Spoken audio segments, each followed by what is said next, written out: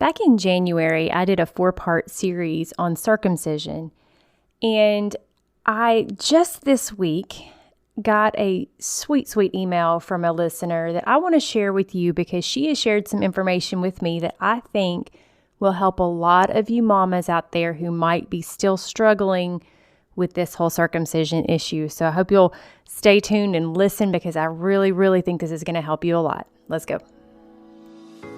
Are you a Christian woman yearning for a beautiful, joyful pregnancy and birth with a focus on God, not medical tests? Are you worried the birth you want isn't possible and you're tired of being treated like an accident waiting to happen? Hey mama, I'm Lori, host of Your Birth God's Way. I'm a certified nurse-midwife now, but I wasn't always. After working for nearly 20 years in the broken maternity system, I too was in your shoes wondering how I could have the birth I wanted and that I felt God meant for me to have. I found a secret that has actually been known since the beginning of time. God's way is the best way. Spoiler alert, God made us and our babies, and He knows us best. He designed us perfectly for pregnancy, birth, and nourishing our babies after birth, if we work with His design and not against it. In this podcast, you'll learn how to be healthy and have joy during this time of life that will be over before you know it. So if you're ready to reclaim your birth and your babies for His glory, go turn on a few episodes of Bluey for that little one on your hip so you can put the focus back on you for a few minutes with me. My name is Crystal Maddox, and I had the privilege of participating in Your Birth God's Way live online childbirth education course. I only learned about Lori and her podcast about 2 weeks prior to the launch of this course. I'd listened to several episodes and knew I wanted to learn more, so signing up for this course was a no-brainer for me. If you're like me, I didn't know anything about birthing options and what I wanted my quote-unquote birth plan to look like. I didn't even know that was a thing. As a Christian, however, I did know I wanted to glorify God in how I approach my pregnancy and the forming of the precious soul in my womb. Lori has a ton of knowledge that you'll want to play the videos over and over again to get it all in as she goes through all 4 trimesters, which includes postpartum and decisions needed to be made for your little one when they arrive. It's a no judgment class with Lori's opinions, but she wants you to follow your heart, trust Christ, and make the best decisions for you and your baby. This Christ-centered class serves as an amazing resource to help you make those decisions. Personally, I was initially going to have a hospital birth, just following what most folks do in our culture without considering what would be best for me. After learning more about birthing options, I realized I wanted something different for me based on my personality. Lori gave me the confidence to follow my heart, and though I was already 35 weeks, I made the decision to leave my OB and find a birth center. I had a beautiful water birth, and I was able to experience it with a positive attitude based on the information that I learned during this course. Thus, I would highly recommend this course, and I have no doubt it'll bless you as it did me. Review time again. Our review today comes from somebody that I don't know their name, and their screen name is just a bunch of letters that don't make any sense. So sorry to whoever took the time to leave this awesome review for me. I can't give your name credit, but you'll know it's you when you hear it. The title is Empowering Podcast, Exactly What I Needed. I was searching for something with a Christian perspective that talked about parenting, and I stumbled, and then in parentheses it says, guided by God, onto Lori's podcast instead. This was about 6 months before I got pregnant, and what a blessing it has been. I went from wanting to get pregnant and not thinking much past that to a whole new way of thinking and a wealth of knowledge. Lori talks about it all and had really helped to open my eyes to what I want in pregnancy and birth in a way that honors God's design for us. I'm now just over 5 months pregnant, and I've done so much to prepare for our little girl. I did take advantage of the midwife power hour that Lori offers, and I would highly recommend you do that if you're on the fence about anything or if you're just looking for a little reassurance. I also plan to take advantage of her birth class as well. I've learned so much and couldn't be more grateful for this podcast and all the hard work, knowledge, and love that Lori shares. She speaks faithful wisdom, and whether you're trying to conceive, pregnant, or just curious to learn from a faithful perspective, you're gonna love this podcast. As I read that, I can hone in on who I probably think it is, but I'm not gonna guess out loud. But thank you to whoever you are that left me such a nice review. If you are the one who has not left me a review yet, though, understand that these reviews really are the fuel in my tank. They keep me going. So if you would take 30 seconds and just hit pause, go over, leave me a quick 5-star written review. It would help me so much, not only to encourage me and tell me that I should keep going, but also to help me find other moms like you who could benefit from what I share here as well. So normally on this podcast, I take a little time to write myself an outline just to make sure I stay on track, that I talk about the things that I want to talk about, that I don't forget important points.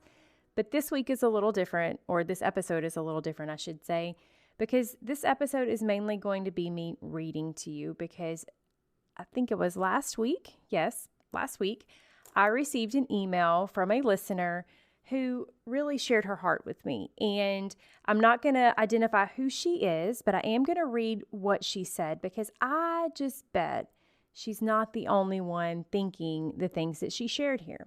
All right, so I'm just going to read her first email to me, starting about midway through, because the first parts were just encouraging notes just for me.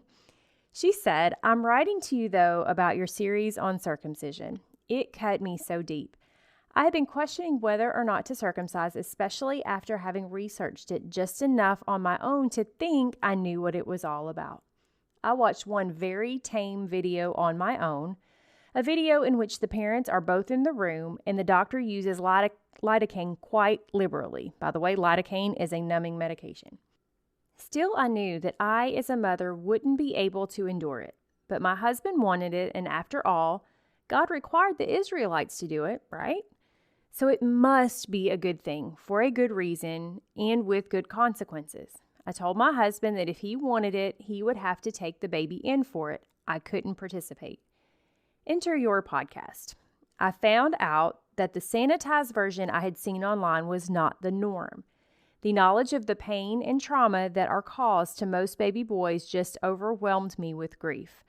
I was wrestling with God big time. How could he ask his people Israel to do something so cruel that caused such agony and such debilitating damage to his boys in a day and age with no pain management whatsoever? I knew there had to be more to the story. The devil is always twisting the Lord's commands. I found the answer in this article pasted below. The circumcision that we know today was not what God commanded his people to do to their little baby boys. I was so relieved to read this that I cried. I'm still crying tears of relief. It's all these pregnancy hormones making me so emotional. Thank the Lord for his design." Okay, so with that, I'm going to read to you the article that she shared with me. This article comes from a website that seems to be designed all about circumcision. The main website page is cirp.org, circumcision information and resource pages. So sounds like their whole purpose is to help people understand circumcision.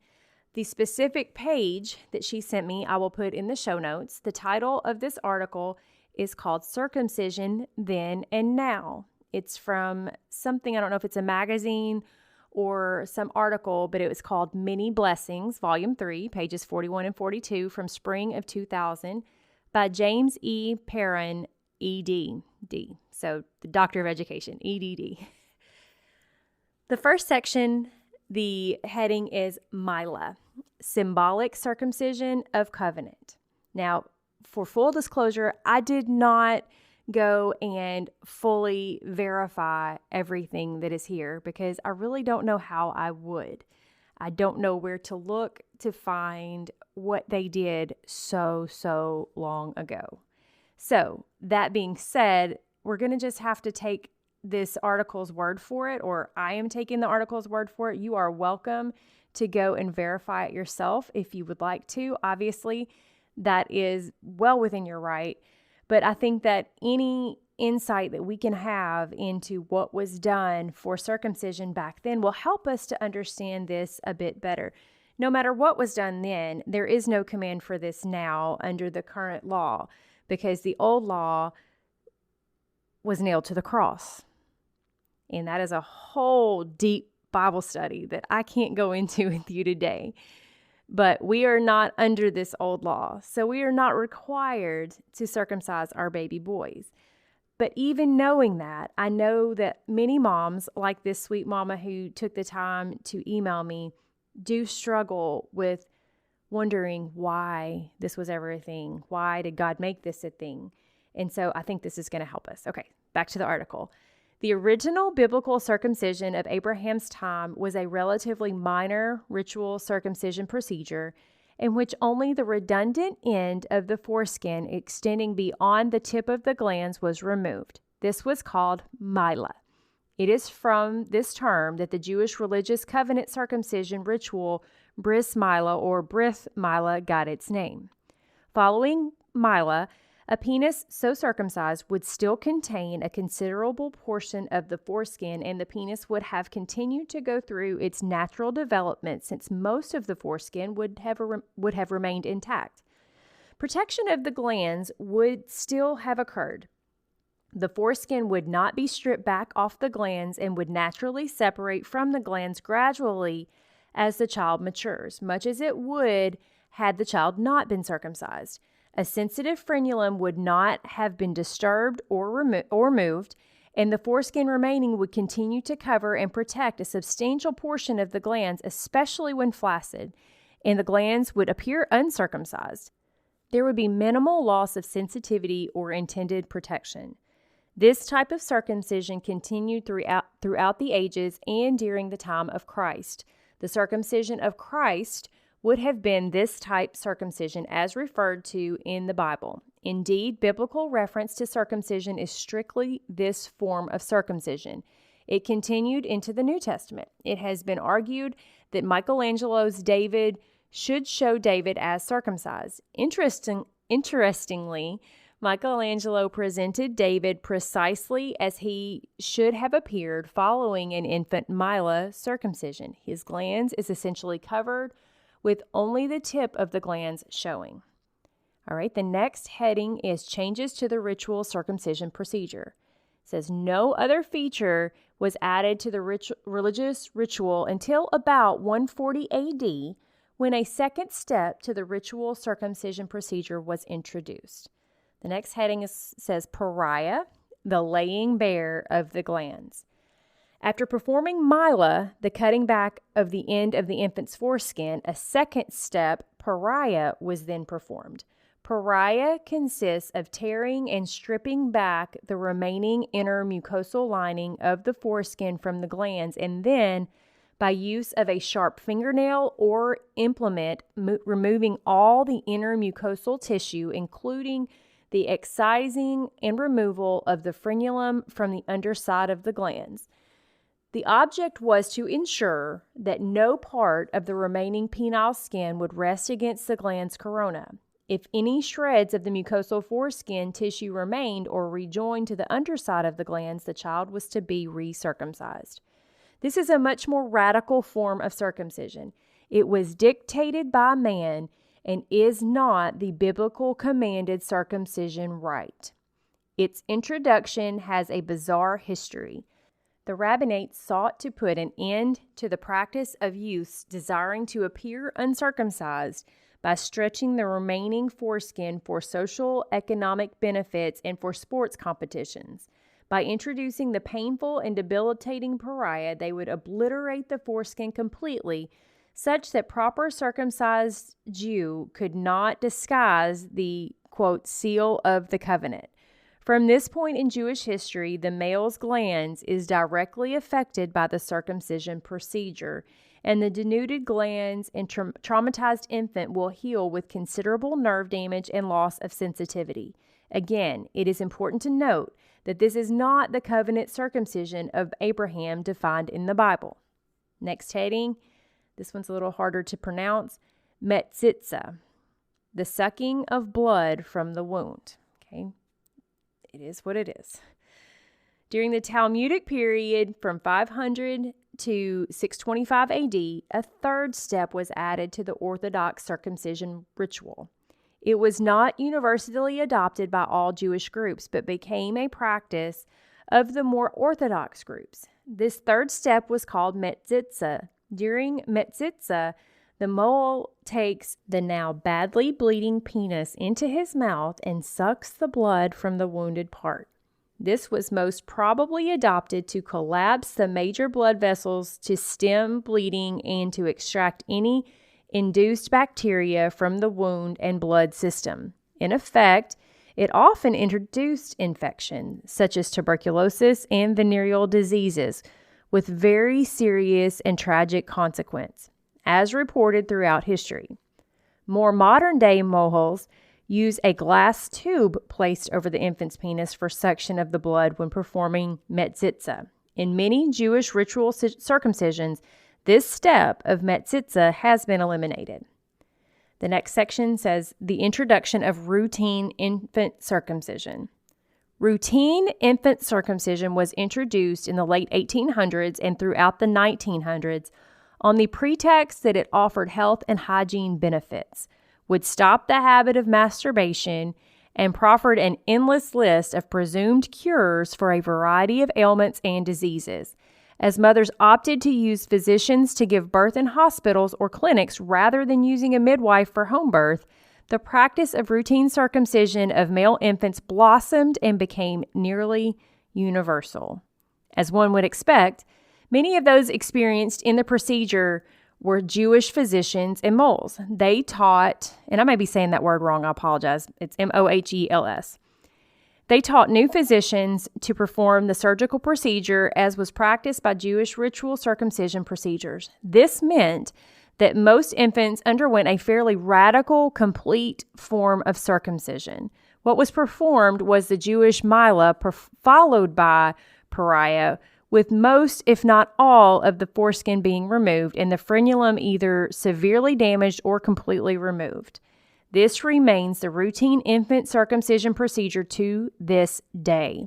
Many males throughout these past decades have suffered the lasting physical, psychological, and sexual dysfunction of consequences of routine circumcision, which they did not choose. That's the end of that article. I bet you got a funny feeling in the pit of your stomach right now, because this is yet another thing that Satan has twisted in such a way that our babies to this day are being negatively impacted in ways that are lifelong. It's sickening and it's nauseating, and interesting to see that this practice became more and more popular as women were coaxed out of their own homes to give birth in foreign places called hospitals. That was one of the things that was then manipulated because women were no longer in the privacy of their homes, and so it was much easier to talk them into different things. How many boys are walking around today missing a part of their anatomy that God gave them on the basis of this distortion and lie? And it continues even today, probably as I speak. It's sad and it is tragic, but it doesn't have to happen for your boy. You, mama, who are listening to me now, you have the truth. Now, what's even sadder to think about is all of these things that were introduced into circumcision all came about after circumcision was no longer even required by God. Because in the New Testament, he teaches us that he doesn't desire circumcision of the flesh. Circumcision or not circumcision, that's not the point. It's the heart. And yet, they've added these things on and on. Now, to clarify, circumcision did happen in the New Testament because until Christ died and rose again, we were still under the old law. But after that, it's a whole new covenant. And that's not a part of it. But that's yet another thing that's been twisted and lied about. Mama, you've got to really dig to find the truth these days in pretty much everything. This is just one element. And I appreciate so much this sweet listener for taking the time to send me this message and send me this article so that then I can share it with all of you who are listening to know the truth. I will be putting the link down in the show notes for you. I'll also put some scripture references because some of you may be wondering what I'm talking about when I say that we are not under the old law, that we are not required to circumcise biblically at this point in history. And I'll put the references down in there because I don't have them right in front of me. I'm just speaking out of my heart right now, but I will give you the references so that you can go study, because I don't ever want you to just take my word for it. You need to study to show yourself approved, as the Bible says. You need to dig for yourself to find the truth yourself and make sure that the things that I say and that the things anybody else says really are the truth. But I think that you will find in this case, this is one instance that you can pretty reliably know that what we've been sold as being a good thing, as being beneficial, as being even so much as required by God, is all a lie. And so your boy from here on out, any boys you have from here on out, you can make a difference in their lives going forward, and in their boys' lives, and in every future generation's lives, because there won't ever be any more of this wanting to look like dad, because they'll already look like dad just like they're born, perfect and whole. See you guys next time. Real quick, if today's episode blessed you in any way, would you head over to Apple Podcasts and leave me a quick 5-star written review? It'll take you less than a minute, but it's the best thank you can give me, and it will help my show to reach more mamas just like you, so we can all find God's best for our families. I'll see you right back here in a few days.